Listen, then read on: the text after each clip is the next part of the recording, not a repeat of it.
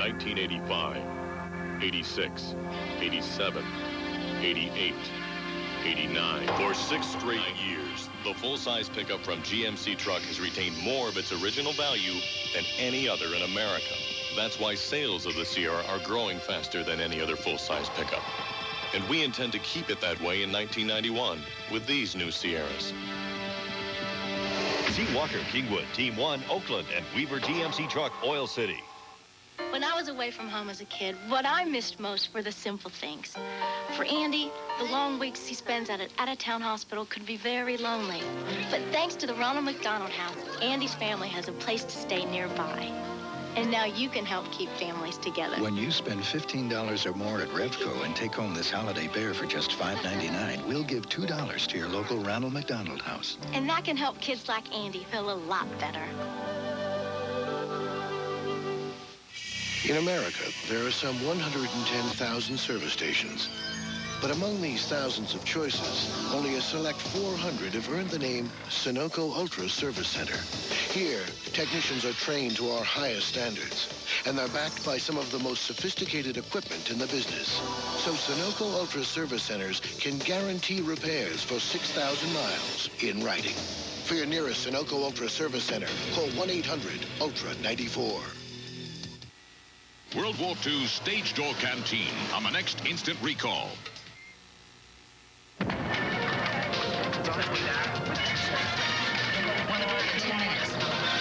Exclusive, they're going to take us inside. That's great.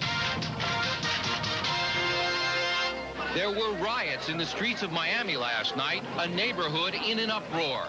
Cops were accused of killing a man involved with dope, but yesterday they were acquitted of beating the alleged dealer to death. They took my daddy into the house, tied him up to a chair, and started hitting him. This neighborhood wants to know, was justice served, or did police get away with murder?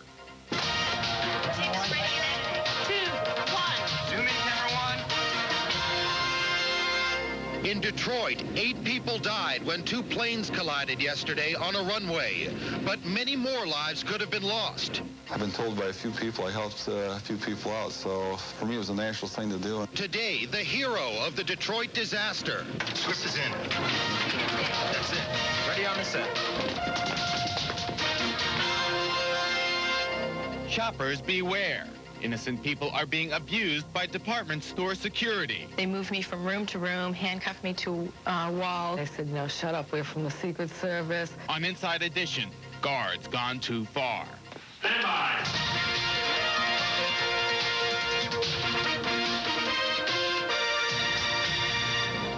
Inside Edition welcomes you. I'm Bill O'Reilly. We're glad you're with us today. Well, one day after that terrible plane collision in Detroit, a hero is emerging. We will tell you about a man who put his own life on the line to rescue fellow passengers. But first up today, violence and looting in Miami. We have been following the case of 6 cops accused of killing a dope dealer for 2 years now. And last night, hundreds of people went on a rampage after those Miami cops were acquitted of the killing. Here's what the carnage looked like. For the 5th time in 10 years, rioting broke out on the steamy streets of Miami. Some in the Puerto Rican community were enraged by the acquittal of the policemen and took their anger to the streets, looting businesses and setting fires.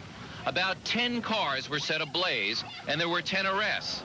As always in cases like this one, small business people suffered as their stores were looted. The riot lasted 5 hours, but incredibly, no one was seriously injured. Well, Inside Edition was the first national broadcast to investigate the case of Leonardo Mercado, the convicted dope user whose death led to the indictment of 6 Miami detectives on murder charges and civil rights violations. The leader of the police squad is hero cop Pablo Camacho, a man who says he is innocent, and a jury seems to agree.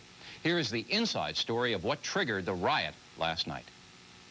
His name was Leonardo Cano Mercado, and his funeral was as emotional as they come. Mercado, the father of 6, was beaten to death. The federal government believes an elite Miami narcotics unit was responsible, and there is no doubt the Miami police despised Mercado. He's probably the lowest type of criminal that you can find on the scale of crime here in Miami. He's the type of individual that uses his kids to sell drugs, that uses family members to sell drugs. Mercado had been convicted twice on cocaine charges and, according to police, had also threatened the life of this man, hero cop Pablo Camacho. And it was Camacho and 5 other detectives who visited Cano on the last day of his life. They took Cano inside the house. Then what did you see? Okay, I see one time I come in here, from there I come to here. I see the financial line get down. Blinds go down? Yeah, I want to see, put your gun on one time here. I put your later from the other room. I don't see nothing more. So you saw a policeman hit Cano? Yeah, one, the big man. 2 of Mercado's children also claim the police savagely beat their father.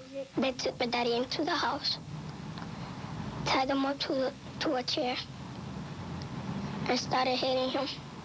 You saw that? Yes. Was he doing anything? Was your father saying anything, or what was he doing? They put like a white thing in his mouth. They put a gag in his mouth? Yeah. Were you crying, or what were you doing? I was like crying. See my father laying on the floor with his face all full of blood. He couldn't hardly talk. Right, and he would just look at me.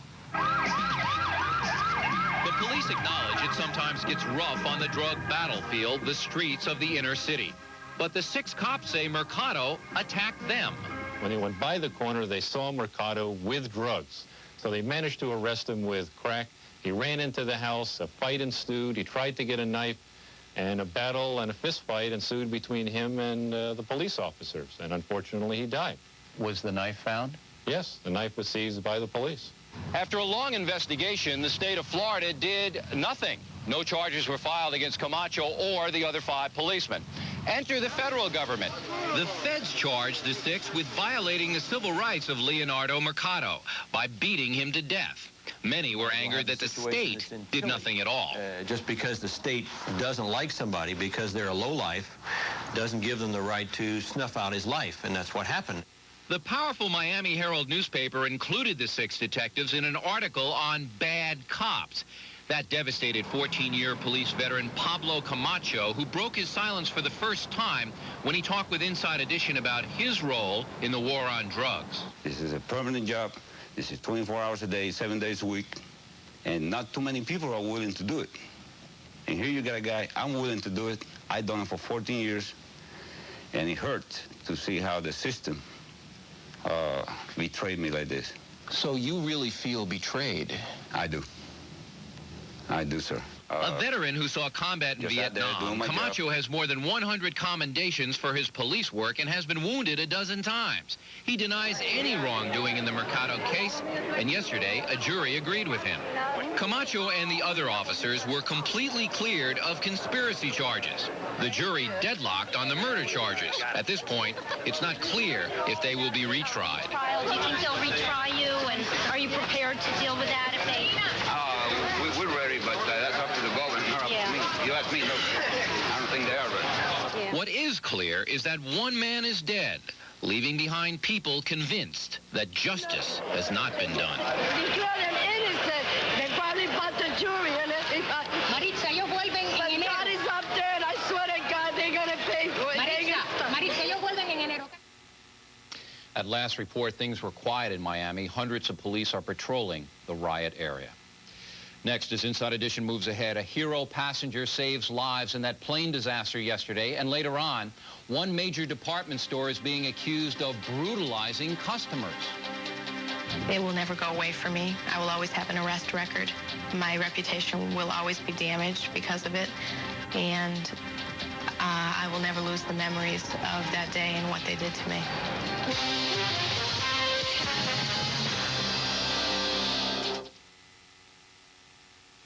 Well, Merry Christmas. Running a little late this year. Don't worry, I've got everything ready for you, just the way you like it. Here you go, nice and hot. Christmas already. Say, how's the missus? That's great. And the little ones? Super. Here's something for the road, and here's a little treat for our friends outside. Hey, you forgot your hat. Merry Christmas!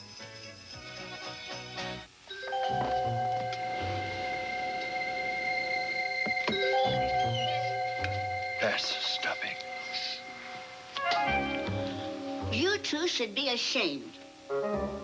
You can't eat turkey and stuffing without gravy. Because people share a certain passion when it comes to food, there's a store that brings them only the best. Giant Eagle. Hey, Grandma, I thought you said this year we were going out to eat. Oh, yeah? Well, how many restaurants let you eat in your pajamas? Hi there. If you want to see the world's largest Holstein cow, you have to go to New Salem, North Dakota.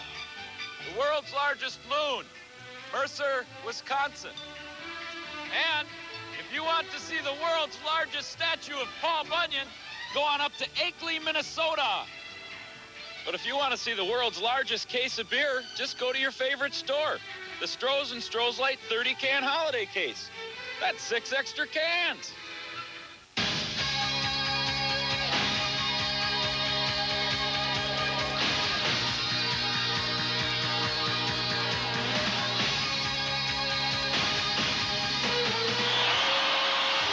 Friday, December 7th, it's Cameron Coca-Cola Youth Hockey Stick Night. Fans 17 and under receive a Mario Lemieux Youth Hockey Stick. Compliments of Cameron Coca-Cola. And you would have to be here to believe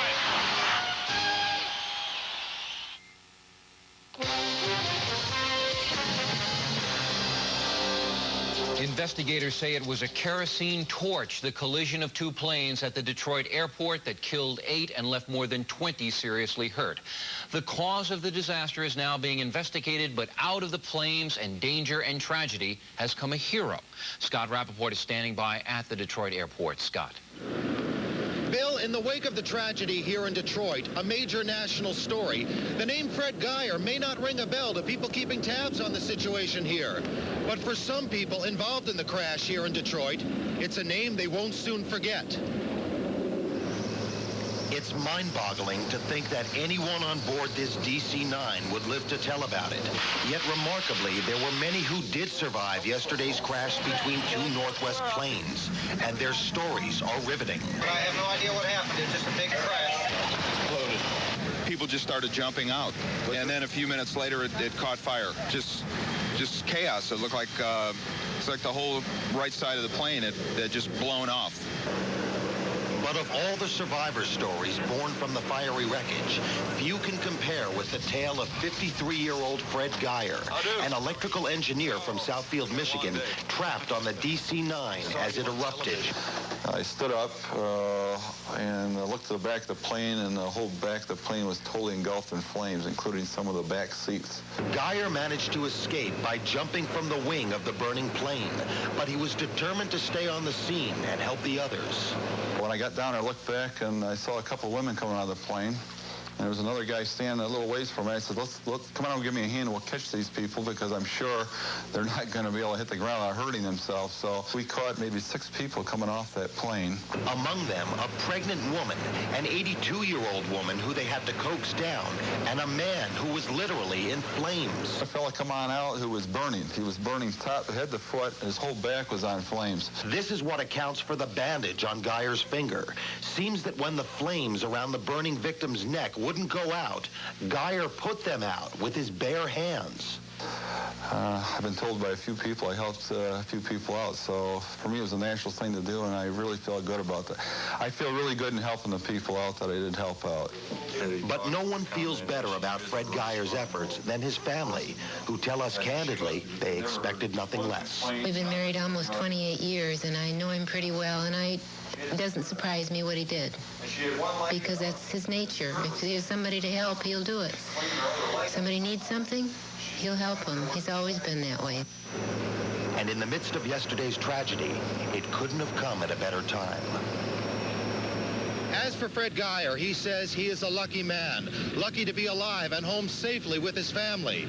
He tells me it's like Christmas come early. Bill? Scott, what was the reaction in the plane while all this chaos was going on? 2 reactions, Bill. One was kind of an uncharacteristic reaction. Sources say that people were filing out quietly and orderly, very calm. Tragically, another characteristic reaction that we heard was screaming, yelling, panic. Much of what you would probably expect in a situation like this. General chaos. Scott Rappaport in Detroit, thank you for that report. Just ahead, a big department store is charged with roughing up its customers just in time for Christmas shopping. The problem is that the Jordan Marsh Security Department do not seem to care over whose rights and over whom they are trotting.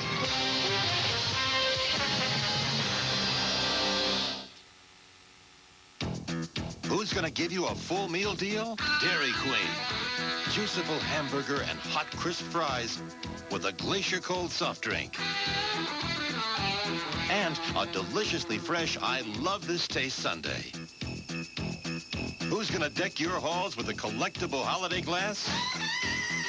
All at one great price, just $2.99. The Dairy Queen Holiday Full Meal Deal. We treat you right. Dairy Queen. Come on, guys! Why is the Polar Bear Club having so much fun this winter? There's no crowds! The water's perfect! And what's got them really excited is Pepsi's Winter Cool Collection. 6 great designs that celebrate what some people consider the best time of year. So come on out! And you'll never need a cooler! Get them now, because they'll be gone with the snow. I love it! Shoot her. Shoot her now. The best buddy cop movie of the year. Clint Eastwood and Charlie Sheen are the new dynamic duo. It's time for me to stop being scared. For other people to start. Tough and gritty. Fasten your seatbelt. It fires with a full clip. Clint Eastwood and Charlie Sheen are terrific together. Clint Eastwood, Charlie Sheen, The Rookie, rated R. Starts Friday, December 7th at a theater near you. As the federal bankruptcy court ruled, David Weiss is going out of business. Over $80 million worth of fine jewelry and merchandise must be sold. Exceptional savings throughout the store. And this gives you the unmatched opportunity to save even more, much more. Save 35% on the huge selection of all jewelry items and 25% on everything else in the store. All your holiday gifts, everything you can think of, everything must be sold. Come to David Weiss now and find a truly once-in-a-lifetime savings opportunity. David Weiss is going out of business. There are only 2 things that can make KD Bear this excited: helping the kids at Children's Hospital and a free cookie from the Giant Eagle Bakery. With a $1 donation, KD Bear and you receive a Cookie Express card. Then each time you visit your Giant Eagle Bakery for a full year, you can enjoy any one of their fresh, delicious cookies and do something sweet for some special needy little ones. Plus, your donation to the Free Care Fund helps ensure that every child receives the quality care they need. So do something sweet. Get your Giant Eagle Cookie Express card.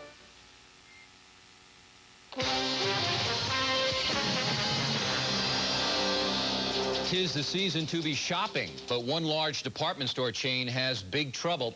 Some customers are saying they were roughed up by store security, and they are furious about it. Here's Craig Rivera's investigation. I couldn't believe this was happening to me. They moved me from room to room, handcuffed me to walls, steel links in the wall. They handcuffed me to the side of a desk. I questioned the fact of where they were from, and they told me they were from the Secret Service. I was really scared. I was really scared, and my baby was holding on to my legs, screaming, and I mean, they had their guns on them. She saw the guns. She went frantic. It may sound like charges of police brutality. In fact, the police were never involved. These people are talking about the treatment they received at the hands of security guards from a department store. The Jordan Marsh in-house security force, which some say has gone too far. Jordan Marsh is a chain of department stores in 7 states on the East Coast. Most of the charges of abuse come from this store in downtown Boston. Emily Herzik is a paralegal in Boston. Her nightmare began when she was shopping at the downtown Jordan Marsh in November 1988. She wore a coat that she had purchased at the same store 2 months earlier. After shopping for about an hour, she left the store. I was surrounded by 3 men, and these 3 men were all in plain clothes, and they put their hands on me. I thought I was being mugged, and they told me, "You're not going to get away." And they proceeded to tell me upon my questioning that I was being arrested for shoplifting. Emily explained that she had already purchased the coat. It had no tags. In fact, it had been altered. She even gave the guards her credit card so they could check her recent purchases. While they were going through my briefcase, they asked me where I kept my concealed weapons. They asked me where my needles were. They told me that I didn't look like I was a hooker. Jordan Marsh security guards are given special powers by the Boston Police Department to arrest suspected shoplifters inside the store. But their licenses clearly state that their jurisdiction is limited to, quote, in and on the premises of Jordan Marsh. Phyllis Davis didn't know that when Jordan Marsh security officers visited her home outside Boston in 1988. Inside Edition obtained a copy of the videotape shot by the security guards. The police. The Jordan Marsh security team identified themselves as federal agents. I am not from Jordan Marsh, okay? I'm dealing with the Secret Service. They believed Phyllis had some information and threatened her by saying, And let me tell you, your baby isn't going to be around if you go. That was mandatory jail sentence. For 2 years, Phyllis thought that the people who were at her home that day were actually federal agents from the Secret Service. I couldn't believe they would actually make threats against my baby, and they had no authority to, no right to. They're just security people at a retail store, and I'm just a mother with a baby. Rosemary Hicks was out for a day of shopping in May 1986. She was 3 blocks from Jordan Marsh's downtown store, standing on the sidewalk with her sister. 4 men came up behind them. And as I turned around, they all were compiled on top of my sister, 4 males. And I asked them what were they doing, and they told me to mind my effing business. And then I said, well, who are you? And they said they were police officers. But the men weren't police officers.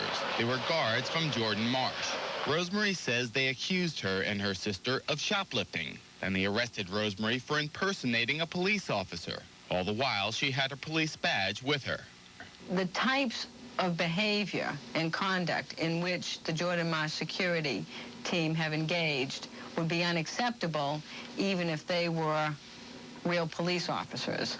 Sharon Feigenbaum is an attorney who is representing several of the nearly 30 people who have filed claims against Jordan Marsh. Charges range from assault and battery to defamation and civil rights violations. They have these 3-by-3 feet rooms in which they interrogate. There's one interrogation in which the person whom they're interrogating, they've taken his pants off. Allegations of an overzealous security force here at Jordan Marsh have caught the attention of the feds. Both the U.S. Attorney's Office and the FBI are now conducting their own investigation into security abuses. Inside Edition contacted Jordan Marsh numerous times by telephone to request an interview. They refused, but provided us with this statement, which says in part, "We have acknowledged that a number of security associates acted in an unprofessional manner. When we became aware of this behavior, we responded quickly and corrected it. Those associates involved are no longer with our company." However, Inside Edition has learned that that is not entirely true. Of the 2 security guards mentioned repeatedly in the complaints, one has received a promotion within the security department at Jordan Marsh, and the other has been transferred to a security position at Bloomingdale's, the exclusive department store in Manhattan, which is also owned by Jordan Marsh's parent company. What's more, 2 other former security guards who say they saw the abuses and tried to correct the problem say they became the fall guys. The abusive part really, took a toll on me. I didn't like it, and I went forward to Andy Haynes, who was my supervisor. Andy started his own investigation and took his concerns to the store managers. Well, I was scared. I said, if I go to upper management, I'm going to get fired. I knew I was going to get fired. Within days, Andy was fired. Robert was terminated shortly thereafter. Both are now suing Jordan Marsh for wrongful dismissal. We decided to visit the downtown Boston store to ask for a comment. At first, the store manager said no. First of all, I'd like to request that we turn off the cameras, that we don't allow cameras in our store. Then Robert Gottlieb, director of marketing, agreed to take us on a tour of the store, cameras rolling. You make 5,000, 6,000 apprehensions a year, okay? And you may make some bad ones. Every police department does. Why has Jordan Marsh taken such extreme security tactics? Store officials told Inside Edition that the chain loses an estimated $20 million a year because of shoplifters. But to some, Jordan Marsh security seems to be a force out of control. The Jordan Marsh store in downtown Crossing does have a serious shoplifting problem. The problem is that the Jordan Marsh Security Department do not seem to care over whose rights and over whom they are trotting. And what of the people who have seen this firsthand? Phyllis Davis was never charged with a crime. She has a $150,000 civil suit pending against the store, claiming false imprisonment, battery, and invasion of privacy. A jury recently awarded Rosemary Hicks $15,000 in her claims against the store. Jordan Marsh took Emily Herzig to court for stealing the coat she had already purchased. The judge threw the case out. She is now suing Jordan Marsh for damages. It will never go away from me. I will always have an arrest record. My reputation will always be damaged because of it, and I will never lose the memories of that day and what they did to me. Well, to be fair, Jordan Marsh stores in the South are under different management than the Boston store, but all the stores are owned by the same parent company. And we will be right back as Inside Edition continues from coast to coast.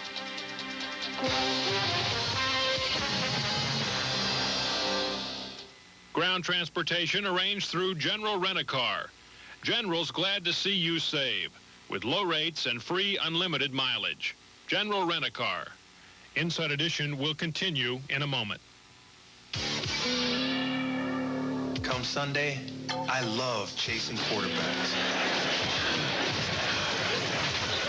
But today, this is more my style. Right down to Hanes socks. With socks that look this good, who wants to be running around in cleats? Partner, you either need bigger feet or more Hanes socks to fill those shoes. What you like, nothing else feels so right.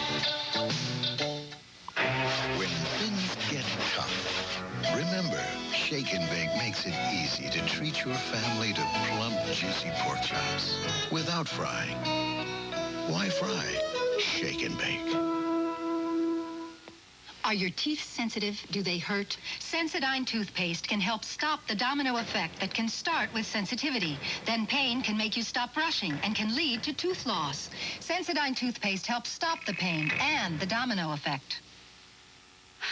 The absolute worst thing happened to me.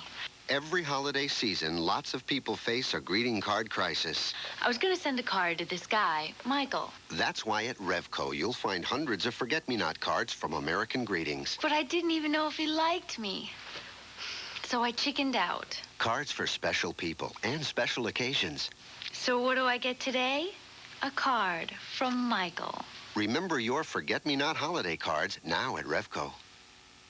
How do you noodle?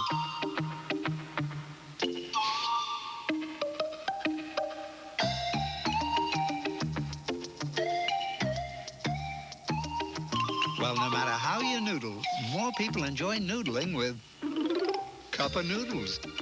The deliciously original recipe that's much more than a soup. Remember, nobody noodles like Cup of Noodles from Nissan.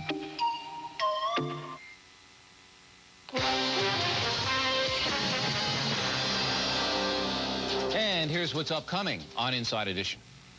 On the next Inside Edition, she had the perfect marriage until the night a TV show said her husband was wanted for murder. I was absolutely flabbergasted. But he fled to another state and changed his name.